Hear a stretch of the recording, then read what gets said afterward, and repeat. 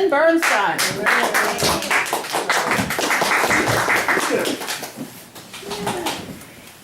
This is my first musical outing, except going to the doctor's office, since my last lovely stay in the hospital.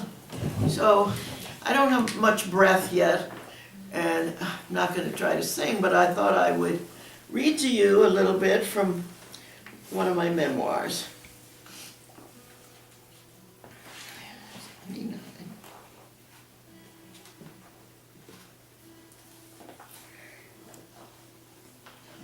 I don't know if you can imagine me, some of you knew me 40 years ago, when I was having my second childhood, my second teenagehood, I should say. And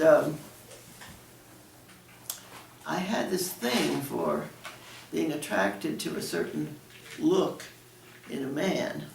And I'm going to tell you about that in first a poem, and then the song that came out of the poem. I'm not going to sing the song.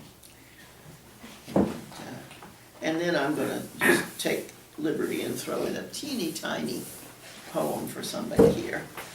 Anyway, it's called Sampler, the poem. Salt and pepper, snowy white, iron gray beards, bedazzle, blind, and seduce me. How many times will it take till I learn? How many cracks in my many-scarred heart till I realize any jerk over 40 can grow a beard? Embroider it on a sampler with rainbow floss, steel blue for the eyes of the heartless, canary yellow for the cowardly, black for the cruel who didn't call, crimson, mauve, lilac, moss green for the kind and sweet ones who just didn't measure up to their glorious beards. Embroider it on a sampler. If the needle pricks and a tiny droplet falls, let it remind me of the times my heart bled over bristly splendor. Embroider it in cross-stitch, hang it on the bedroom wall, right up there beside great-grandma's handsome is as handsome does. And the next time, and all the next times, that the great god Pan comes careening down the mountainside with his unrelenting ardor and sculptured curly beard, read it, heed it, remember it. Not every gray beard has a silver lining. Thank you. Samplers, the essay. The walls of my mind are hung round with cross-stitched samplers. They reflect the sayings that I live by, my lodestars. From Ernest Hemingway, life breaks us all, and afterwards some are strong in the broken places. From Albert Camus, in the midst of winter, I finally found that there was in me an invincible summer. From James Watson, it's necessary to be slightly underemployed if you are to do something significant. And from Abraham Lincoln, and I'm not sure about this anymore, most people are about as happy as they make up their minds to be. From Thomas Lynch, I collected, Grief is the Tax on Loving. From I can't even say it, Epictetus, it's not your situation that makes you sad or glad, it's your reaction to it. And from May Sarton, life has been from the start a challenge. And that is the point, not perhaps happiness, but life lived at its most aware and intense. And from that little-known but sometimes wise writer, Lyn Burnstine, when the agony outweighs the ecstasy, it's time to move on. And everyone has a fatal flaw, it's just what you can tolerate.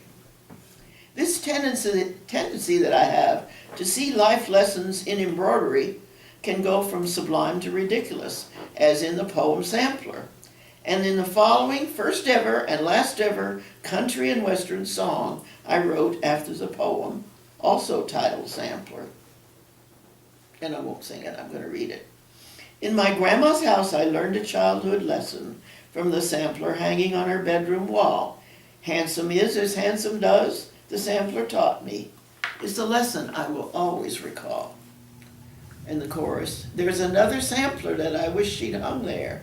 Through the years, its message I should have recalled. Not every gray beard has a silver lining. Wish Grandma'd taught me with a sampler on the wall. I spent many years in foolish fascination with those gray and silver beards that so enthrall. I wish that Grandma taught me how to cross-stitch so I could spell it on a sampler on the wall. I guess that Grandma didn't think to warn me, 'cause her gray-beard honey was so sweet and kind. She couldn't know my gray and grizzled grandpa was not the kind of graybeard that I'd find. Chorus repeat. And then this tiny little song, and if I were to sing them, you'd notice they're the very same melody because I'm not a songwriter. For Elizabeth, my fellow Star Island Oh, thank you. friend. A song for Star Island Chapel.